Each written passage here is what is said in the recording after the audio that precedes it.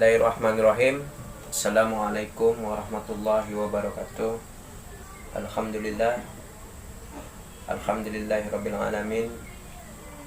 Wa bihi nasta'inu ala umuri dunya waddin. Asyhadu an la ilaha illallah wa asyhadu anna Muhammadan abduhu wa rasuluhu la nabiyya ba'dah. Allahumma shalli wa sallim wa barik alaihi. Qala Allah Ta'ala fil Qur'anil Karim, a'udzu billahi minasyaitonir rajim. Bismillahirrahmanirrahim. Yarfa'illahu alladhina amanu minkum walladhina utul ilma darajat wallahu bima ta'maluna khabir. Shadaqallahul azim. Para pemirsa Pandi ARS TV dimanapun Anda berada, apa kabarnya? Pada kesempatan yang berbahagia ini, saya kembali ingin berbicara tentang literasi sebagai tulang punggung peradaban dunia. Jadi literasi itu mempengaruhi kemajuan sebuah peradaban.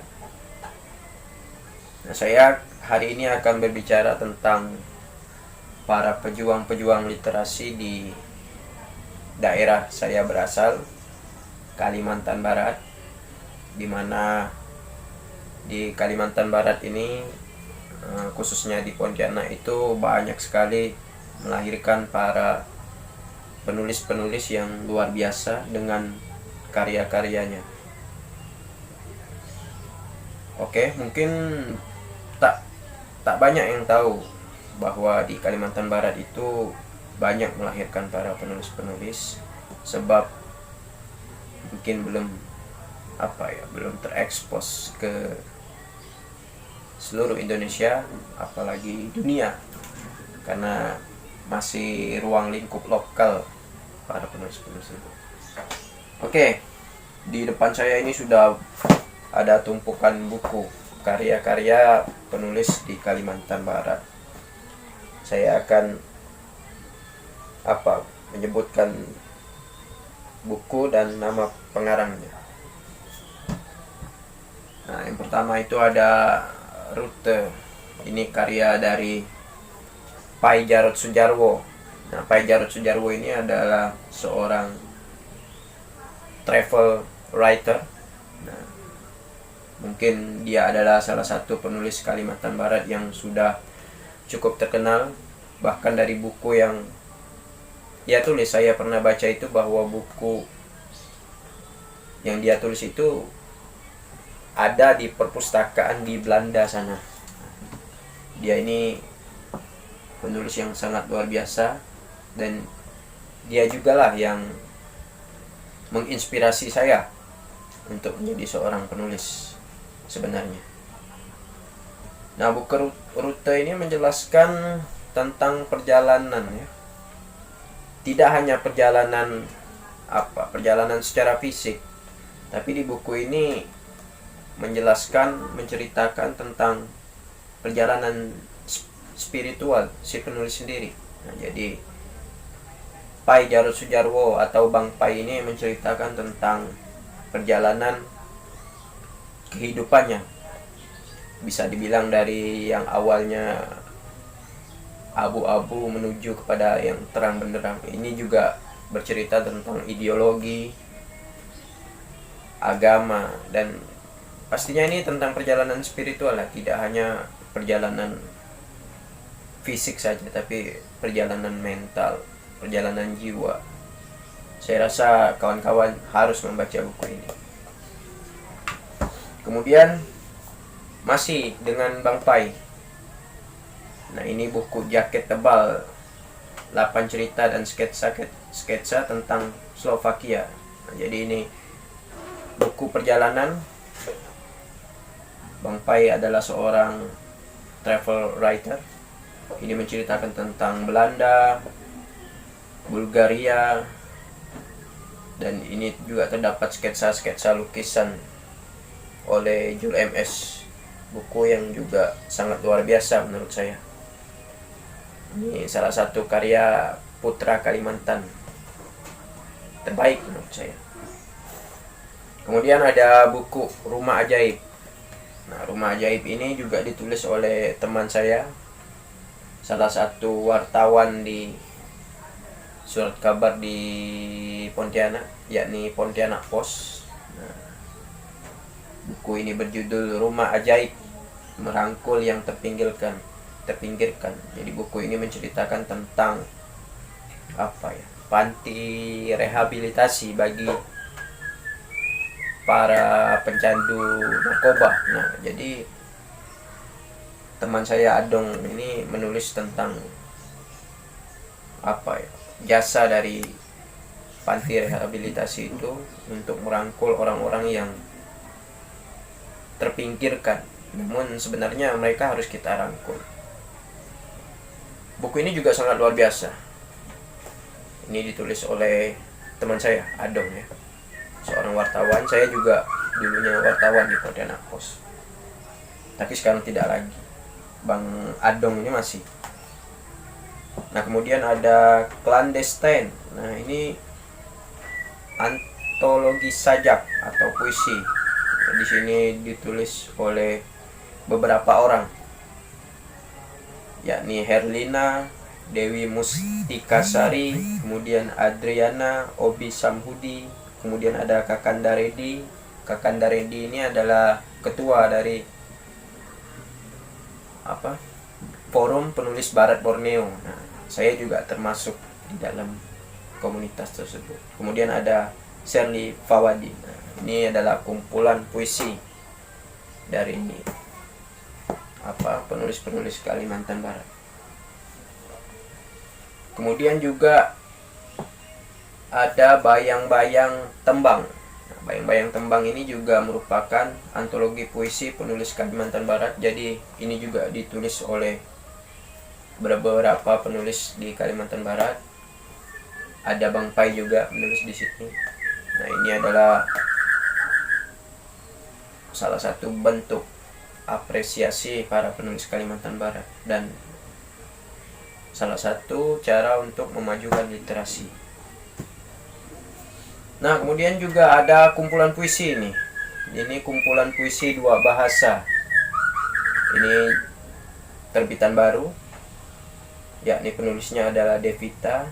Jadi buku ini berjudul Sabda Perempuan di Sepanjang Musim. Buku ini baru ini terbitnya Agustus 2019 kemarin. Ini juga buku yang sangat luar biasa.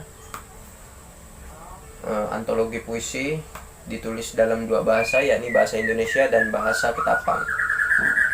Luar biasa. Kemudian ada Rendezvous di Barat Borneo. Nah, ini buku juga buku baru, kumpulan cerpen ini. Ini terbitan 2020 bulan Januari kemarin. Ini kumpulan cerpen. Mengapa dikasih judul Rendezvous di Barat Borneo? Karena ini adalah buku yang mempelopori komunitas penulis Barat Borneo yang diketuai oleh Kakanda Redi.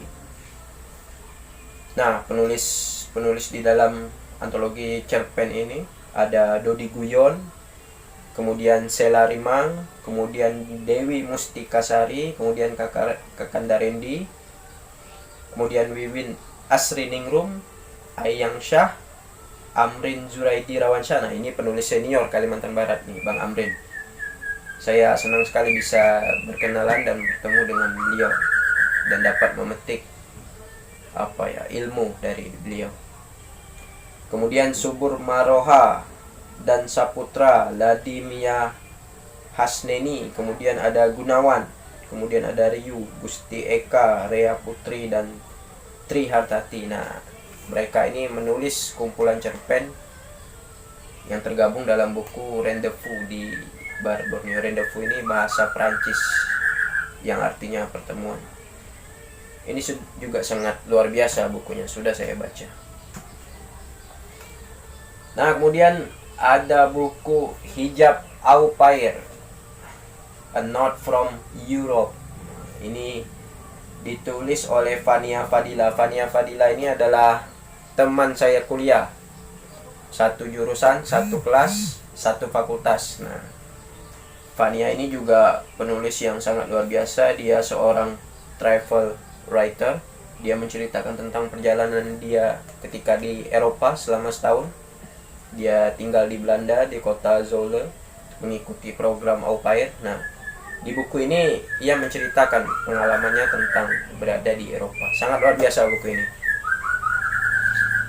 Dan saya dengar dia juga akan menulis buku tentang au pair ini yang kedua, karena masih banyak cerita-cerita dia di Eropa yang belum diceritakan di dalam buku ini.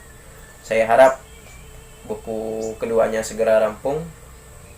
Saya sangat senang teman-teman saya menjadi orang-orang yang sukses.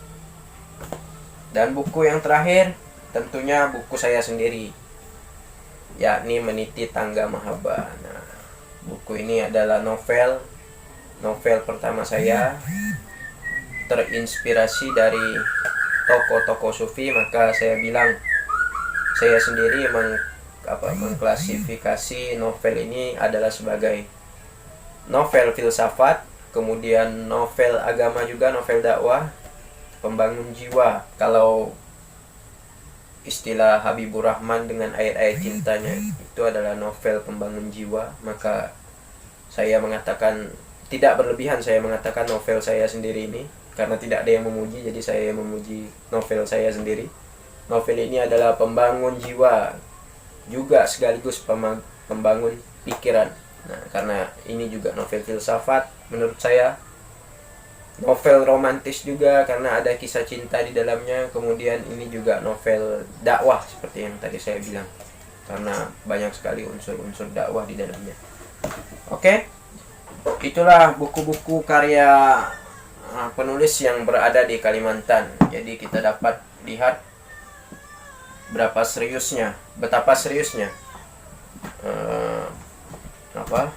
masyarakat di Kalimantan, terutama pemuda dan pemudinya itu, untuk berkontribusi mensyiarkan agar orang itu senantiasa menyukai yang namanya literasi, membaca atau menulis. Karena di dalam agama itu sendiri kan literasi ini kan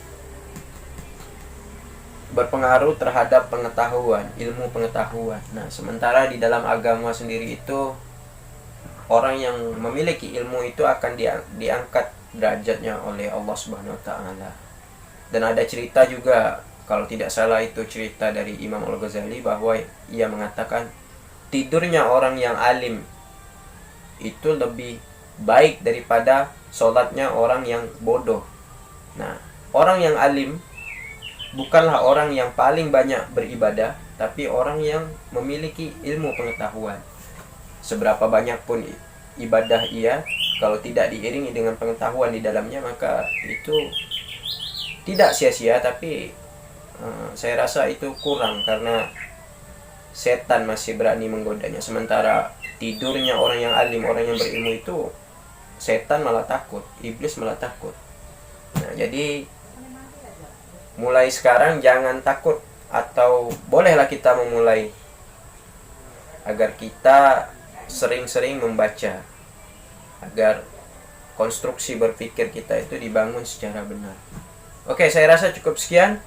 Kurang lebihnya saya mohon maaf.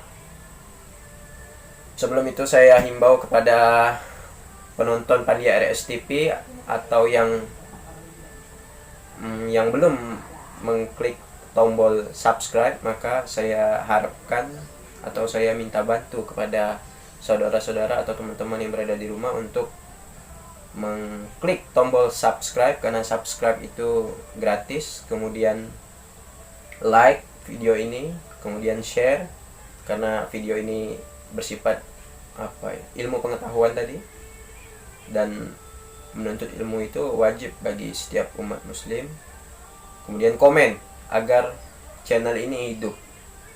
Komen kira-kira ada yang ingin mau dibahas, maka saya akan bahas sepengetahuan saya saja.